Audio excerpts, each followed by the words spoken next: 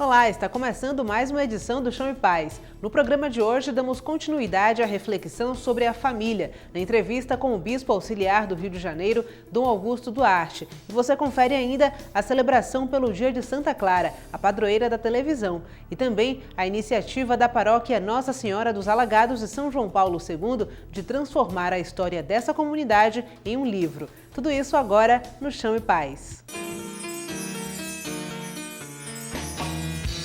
O Bispo Auxiliar do Rio de Janeiro, Dom Augusto Duarte, contou à jornalista Patrícia Luz, coordenadora da Pastoral Arquidiocesana de Comunicação, sobre o amplo debate que envolve o Sínodo dos Bispos sobre a família. Confira.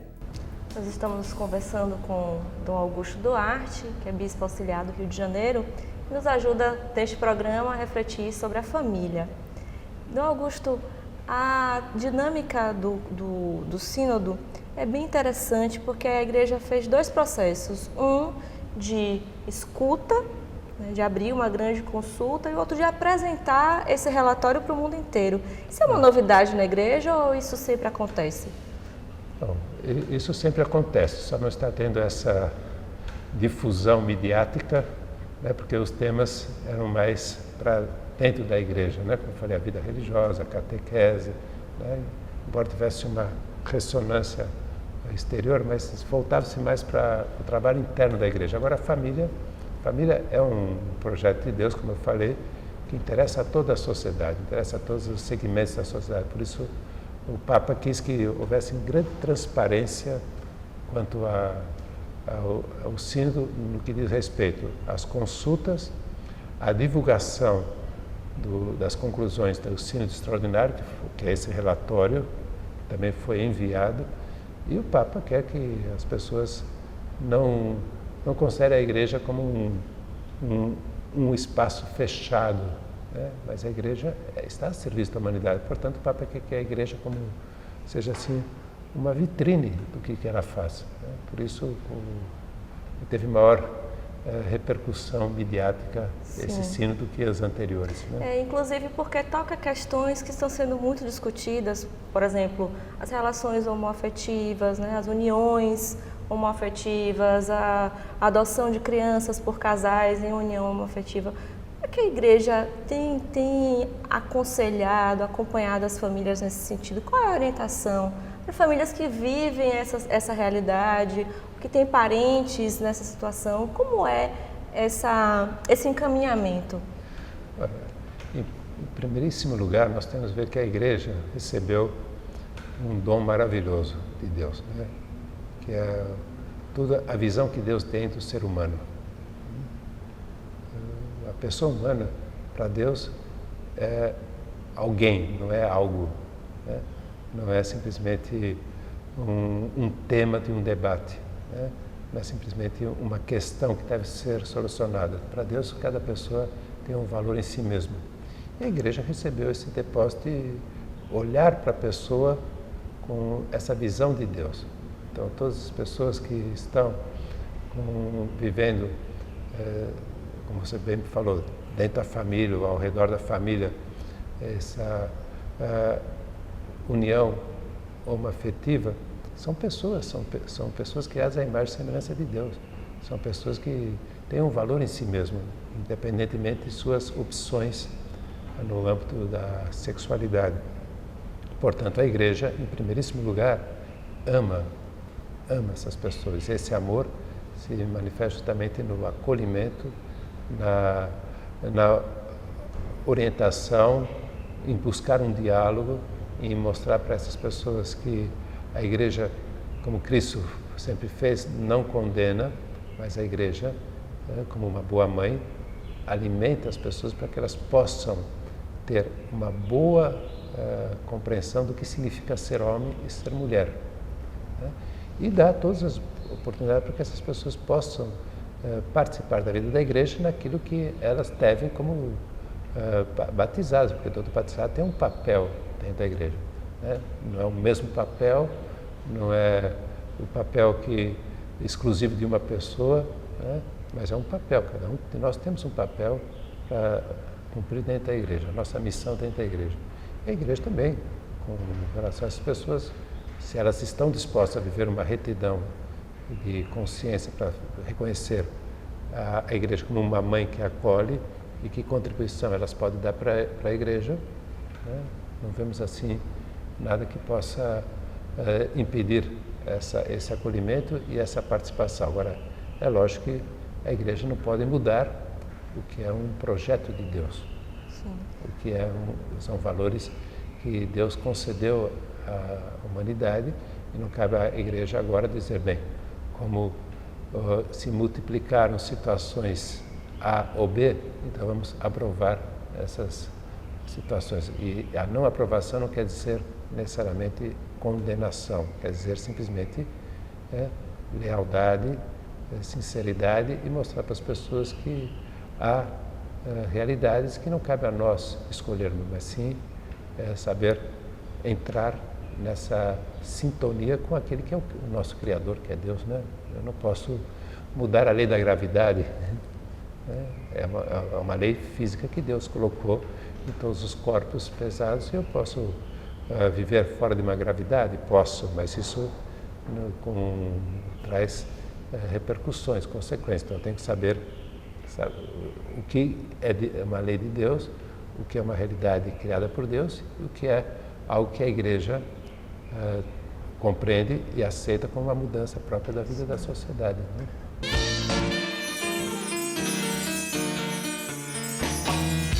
Santa Clara de Assis é celebrada no dia 11 de agosto e este ano uma missa presidida pelo bispo auxiliar da Arquidiocese de Salvador, Dom Marco Eugênio, marcou a data no abrigo Mariana Magalhães, aqui em Salvador. Clara, Clara, Clara, trigo de luz, Clara, Clara, Clara, esposa de Jesus, Clara, Clara, Clara.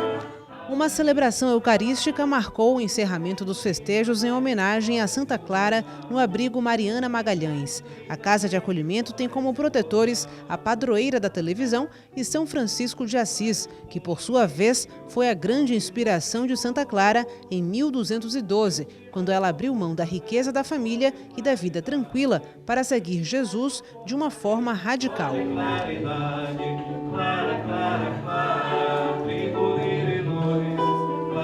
Em nome do Pai, do Filho e do Espírito Santo. Amém. Todo santo, nos diz o Papa Bento XVI, se faz para nós a interpretação viva do Evangelho. Santa Clara, no amor à pobreza, que nada mais é do que você reconhecer a fragilidade de todas as criaturas para ficar na posse unicamente do Criador. Inspirou toda essa caminhada franciscana no lado feminino. E é isso que nós estamos celebrando hoje. Esta santa que foi capaz de, imitando São Francisco, renunciar a toda a posse da vida terrena para possuir o único absoluto que é Deus. Durante a homilia, inspirada nas reflexões do Papa Bento XVI, Dom Marco Eugênio contextualizou a decisão de Santa Clara ao ser atraída por Deus para a total desapropriação de bens materiais.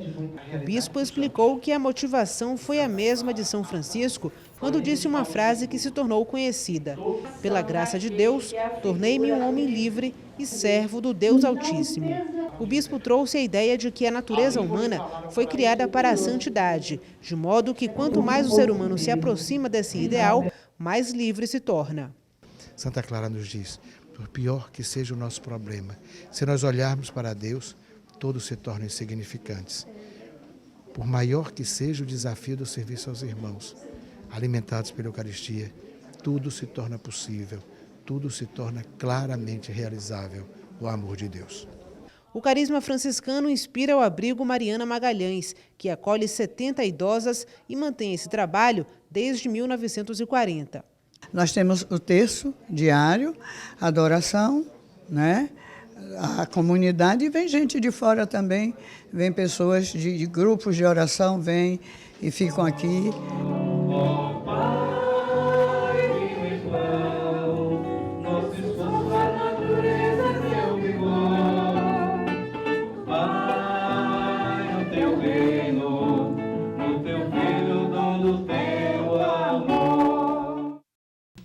A resistência da família às provações sociais, financeiras, morais e tantas outras está ancorada no amor. E gestos simples também ajudam a construir essa unidade. Confira a entrevista.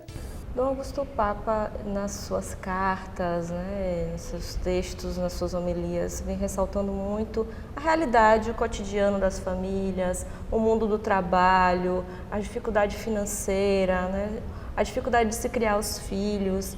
E a família vive imersa nesse contexto, né, das dores, das dificuldades, da luta pela sobrevivência.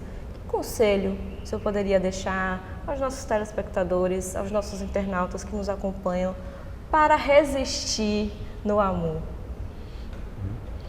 A resistência no amor, né, é fruto de uma renovação do amor.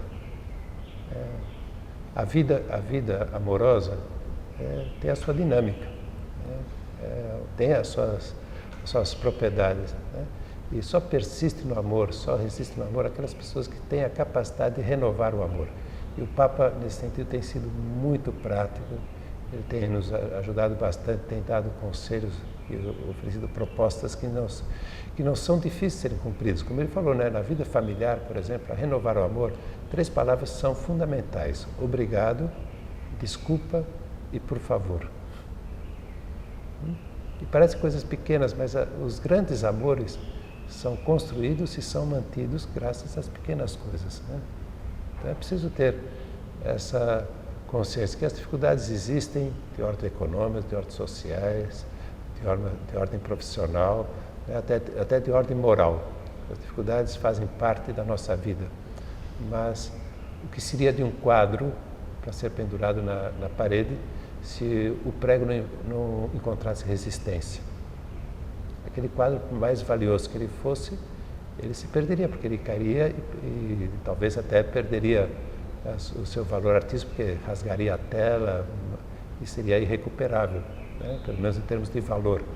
Pois também a família e o amor conjugal, o amor dos pais pelos filhos, o amor fraterno, encontram resistência. Mas é justamente isso que permite que esse amor cresça, esse amor se fortaleça e esse amor se renove através de gestos próprios do amor, né? Um deles é esse, né? Valorizar o que o outro faz em termos de amor e agradecer. Pedir perdão, pedir desculpa quando se risca o amor dentro de casa. E está sempre vivendo essa delicadeza, essa amabilidade que anima as pessoas a amarem mais, né? Bom, né? Agradecer, pedir desculpas e ser delicado, por favor. E ser delicado, olha aí. 3 conselhos para a gente... Obrigado, desculpe, por favor. Isso que o Papa disse e tem repetido com muita frequência essas 3 palavras. Então, vou usar uma dessas. Muito obrigada por essa entrevista, por essa passagem aqui por Salvador. Que a gente possa ter essa oportunidade de encontrá-lo novamente. Tá bom, eu utilizo a outra. Desculpe se não conseguir encontrar as palavras certas para poder trazer para vocês uma contribuição dessa entrevista. Obrigada, Dom Augusto.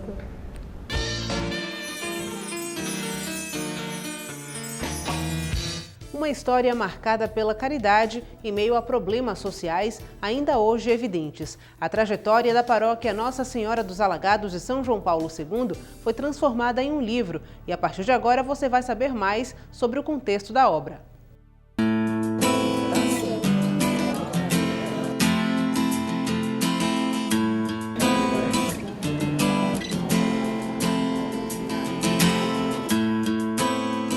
No dia 7 de julho de 1980, o bairro de Alagados recebia o Papa São João Paulo II. A visita mudaria não apenas o nome da paróquia, mas a vida dos moradores da região.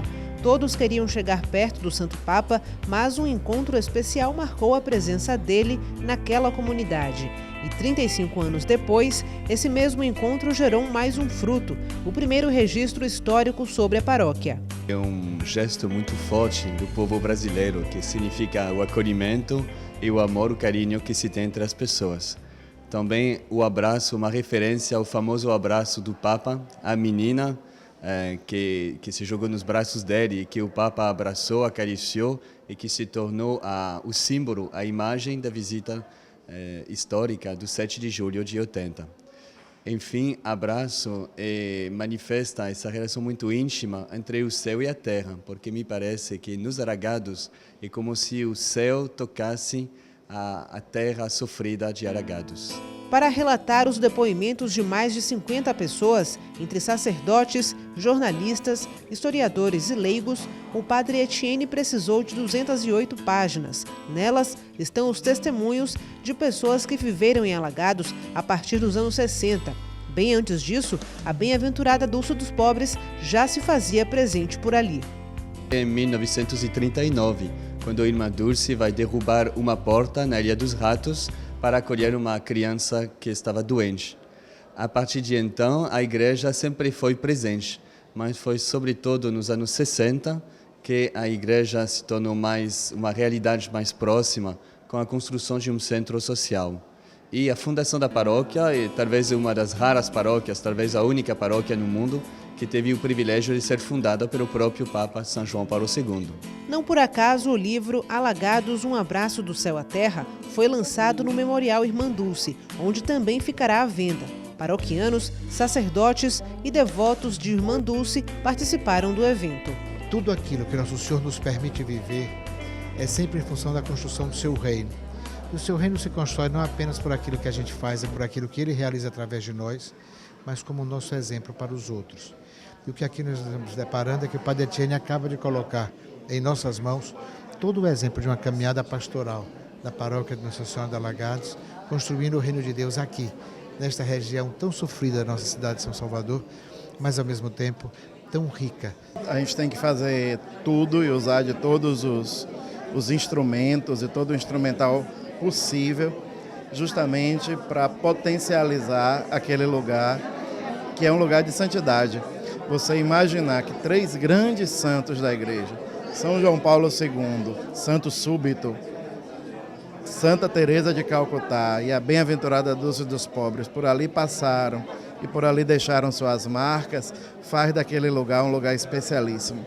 Então tudo, os livros, folders, imagens, reportagens, tudo que a gente puder fazer para levar as pessoas, não porque Alagados precise, porque nós precisamos de Alagados.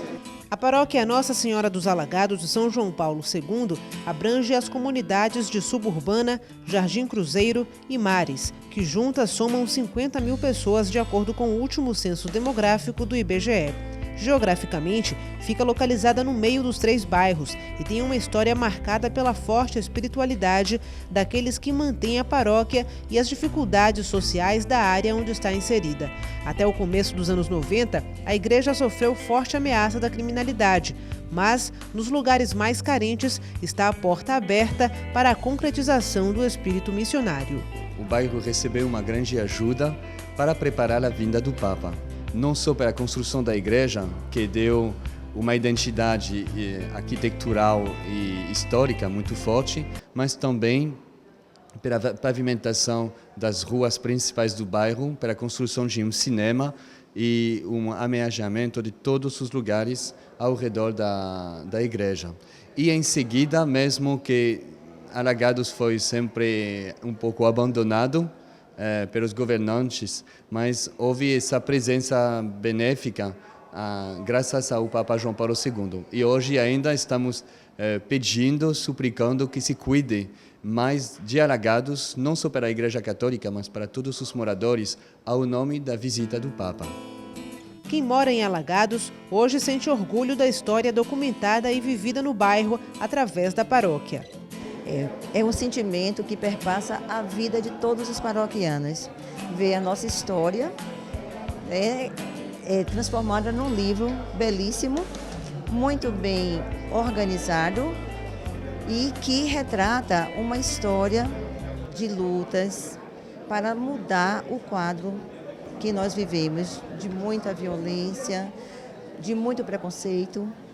Então, esse livro para nós é um ato de muita ousadia, porque nós estamos superando um estigma de sermos considerados à margem da sociedade, alagados à margem da sociedade. Nosso coração de paroquiano, a nossa fé é muito alimentada por essa alegria de saber que nós pisamos um solo que foi visitado por pessoas santas.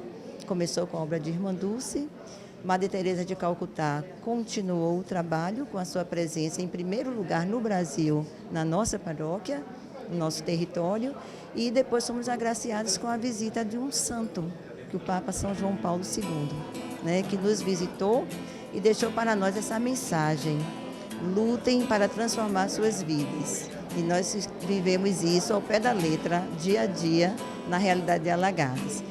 E quem dá continuidade ao trabalho de Irmã Dulce, cuja história está profundamente ligada à formação da paróquia, acolhe a transformação dessa história em livro. Alagados é um pedacinho da história de Irmã Dulce. Ela começou em Alagados, tudo começa em Alagados. E então, para nós, esse livro também tem uma importância histórica e de memória muito grande, né? Porque o que se passa aqui é exatamente a transformação de Alagados no que é hoje, né? Ela que pisou ali pela primeira vez para dar assistência aos mais pobres.